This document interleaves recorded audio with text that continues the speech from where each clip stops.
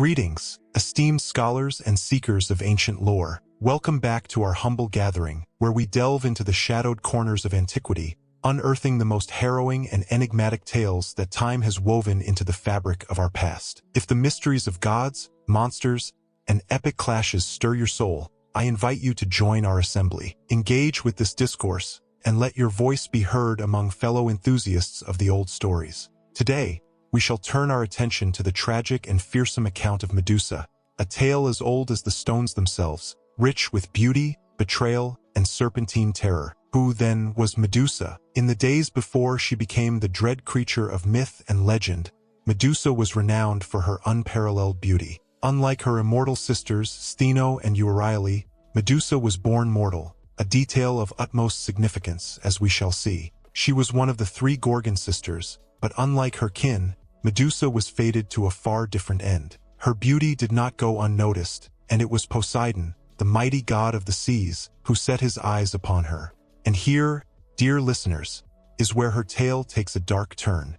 As the most commonly told version of the myth recounts, Poseidon, driven by his godly desires, pursued Medusa and ultimately violated her within the sacred temple of Athena.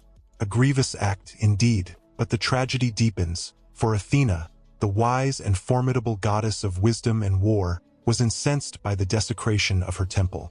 Yet, in her wrath, it was not Poseidon who bore the brunt of her fury. Instead, it was Medusa, the victim, who suffered the full weight of Athena's curse. And so, the beautiful Medusa was transformed into the fearsome creature we know today. Her flowing locks became a writhing mass of venomous serpents, and her gaze was so dreadfully powerful that any mortal who met her eyes was turned to stone. From that moment forth, Medusa was no longer the object of admiration. She became an object of terror, feared and shunned by all. Banished to the remote and barren isle of Sarpedon, Medusa lived in utter isolation, her only company the petrified remains of those unfortunate souls who wandered too close. One can scarcely imagine the loneliness and rage that must have consumed her in such a forsaken existence. Medusa was not merely a monster.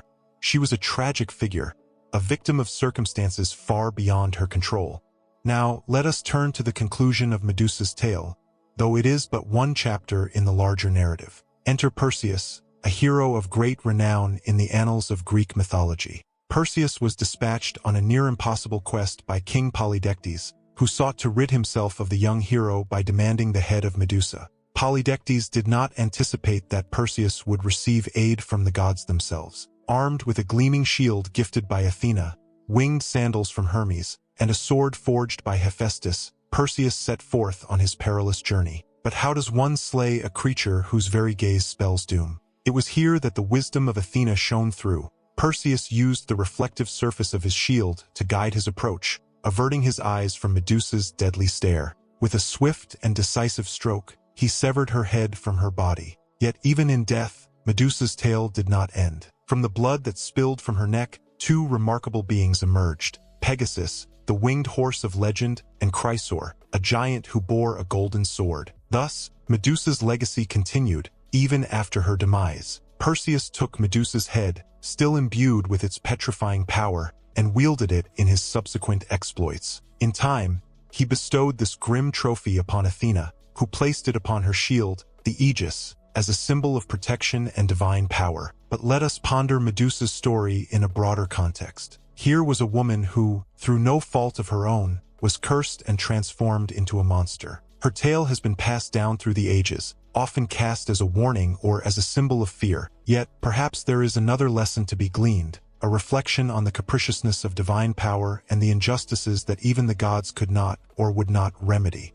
So, I ask you, fellow mythologist, was Medusa truly a monster, or was she a tragic figure, caught in the tempest of divine will? I invite your thoughts and reflections. As we conclude our session, I encourage you to continue your pursuit of ancient knowledge. Should you find this exploration of the dark side of mythology to your liking, do subscribe to our chronicles and signal your interest with a gesture of approval. Until we meet again in the annals of history, remain ever curious, and remember, the past is a treasure trove of mysteries, ever awaiting our discovery.